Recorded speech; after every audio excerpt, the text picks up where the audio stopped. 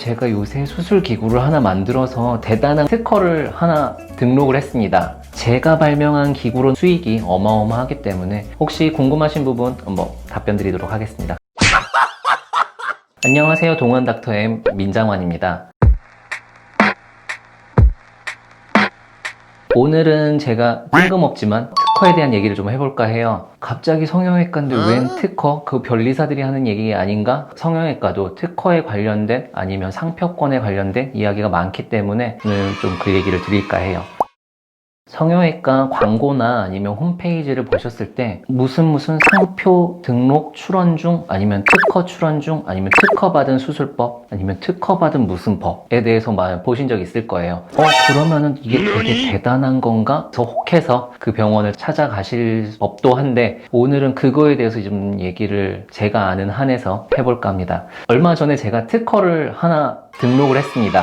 대단한 거는 아니지만 제가 주로 하고 있는 수술에 관련돼서 오랫동안 같은 수술을 하다 보니까 수술을 하는 과정에서 좀 더 안전하게 필요한 기구를 하나 만들게 됐고요. 또 우연치 않게 좋은 기회로 변리사님을 만나게 돼서 특허 등록까지 이어지게 됐는데요. 어떻게 만났는지 얘기를 하게 되면 몇 년 전에 구정 연휴에 집에서 쉬고 있는데 의대 동기 친구한테 비뇨기과 교수를 하고 있는 친구인데 갑자기 전화가 왔어요. 자기 조카 여자애가 넘어져서 턱이 찢어졌는데 어떻게 해야 되냐 그래서 나 쉬고 있는데 그냥 내가 가서 꼬매줄게 이러고서는 갔죠. 가서 보니까 제 친구 여동생의 딸이었던 거예요. 그래서 꼬매주고 친구랑 오랜만에 인사도 나누고 이런저런 얘기를 하는데 그 딸의 아빠, 제 친구의 매제죠. 같이 와가지고 오늘 너무 와서 꼬매주셔서 고맙습니다. 이제 인사를 하고 내 명함 나누고 보니까 별리사신 거예요.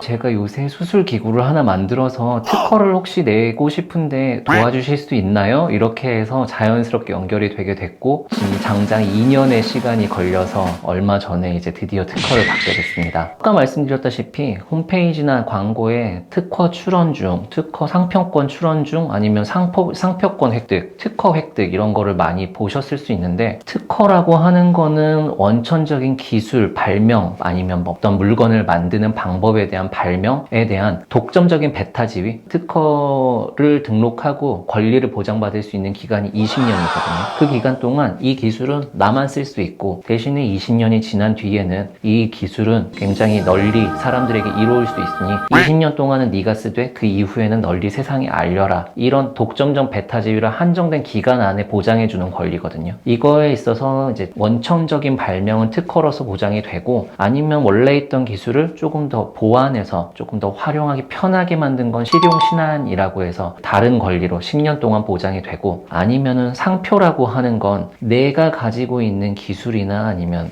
상품에 대해서 다른 사람의 상품과 헷갈리지 않도록 이름을 구분짓게 하는 그런 상표에 대한 권리만을 얘기하는 거거든요. 상표권은 그렇기 때문에 이제 권리를 보장받을 수 있는 기간은 없습니다. 원하면 계속해서 보장을 받을 수는 있어요. 신청을 하면.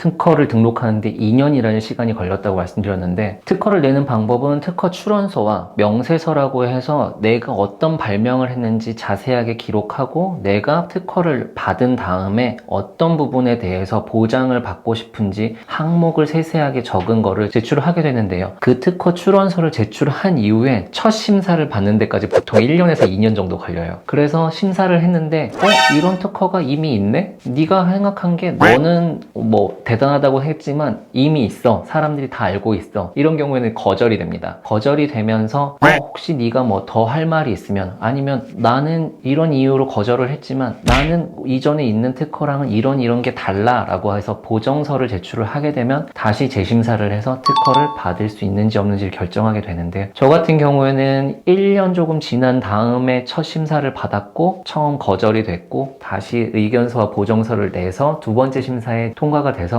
비교적 짧은 기간이 2년 만에 특허를 받게 됐습니다. 재심사는 보정한 부분, 전체 세부 항목에 대해서 이거는 맞지만 이거는 좀 아니야 라고 한 부분에 대해서 수정을 거쳤기 때문에 재심사에는 6개월 걸렸어요.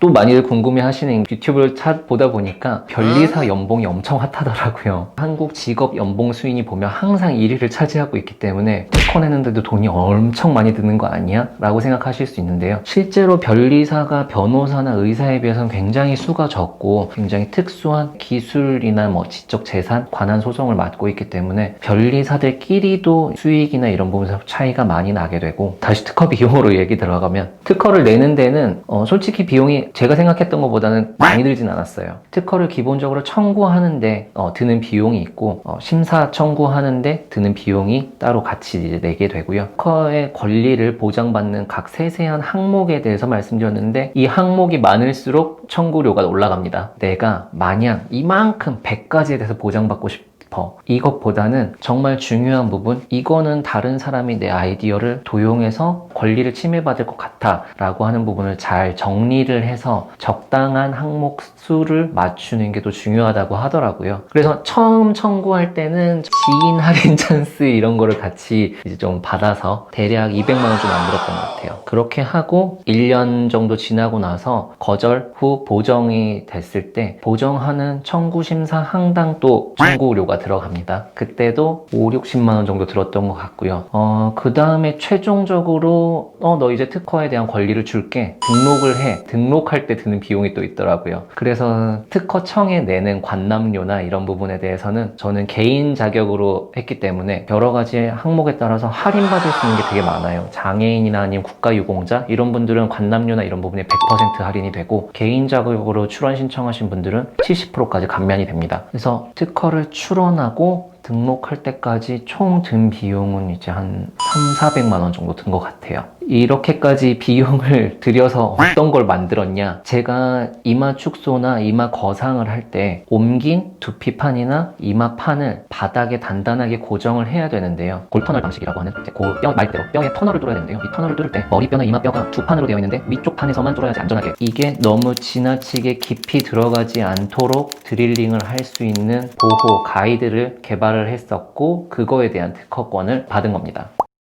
앞서 말씀드렸다시피 이제 특허를 꼭 성형외과나 병원 광고가 아니더라도 흔히 쓸 수 있는 제품에도 특허 출원 중 아니면 특허 받은 무엇 이런 경우를 많이 보실 수 있다고 말씀드렸는데요. 그게 꼭 특허를 정말 받았는지, 아니면 정말 그게 물건이 정말 대단하다고 전부를 포장할 수 있는 건지에 대한 거는 물건을 사시는 분들이나 아니면 병원을 가시려는 분들이 잘 꼼꼼히 봐야 된다는 거죠. 말 그대로 특허 출원 중이라고 하는 거는 특허를 냈다는 거지, 그거를 정말 기술의 원천이나 아니면 아이디어의 독창성에 대해서 인정을 받았다는 뜻이 아니거든요. 특히나 또 상표권, 내가 상표권 출원 중, 이거는 그냥 말 그대로 내가 이 이름 쓸 거야 라고 출원했다는 거예요. 그렇기 때문에 상표권을 획득했다고 하더라도 그게 정말 이 수술법이 이 이름을 달고 국가에서 인정해줬어 이런 게 아니라, 그냥 단순히 내가 이 이름을 쓸 거야, 등록했어, 다른 사람은 이 이름 못 써, 이런 내용이거든요. 그런 부분에 대해서 잘 꼼꼼히 살펴보시고 상담을 가시거나 아니면 다른 물건을 살 때 도움이 됐으면 하는 마음에서 오늘 말씀드렸습니다.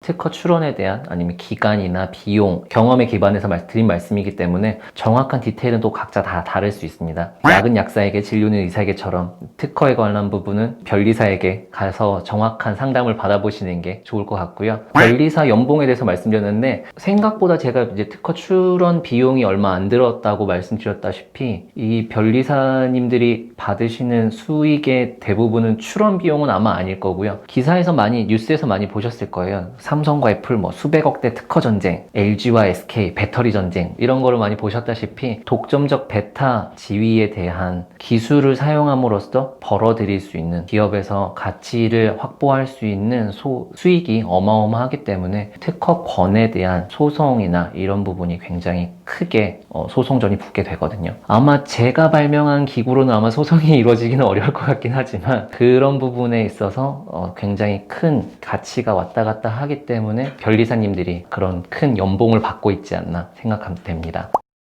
특허를 출원하거나 아니면 다른 특허 출원에 대해서 궁금하셨던 분들에게 오늘 도움이 많이 되셨길 바랍니다. 오늘 제가 드렸던 말씀이 도움이 많이 되셨다면 구독과 좋아요 꼭 부탁드리고요. 혹시 궁금하신 부분, 특허 출원에 대해서 궁금하신 분들은 사실 변리사에게 상담받는 게 정확하겠지만 댓글로 남겨주신다면 제가 아는 한에서는 답변 드리도록 하겠습니다. 감사합니다.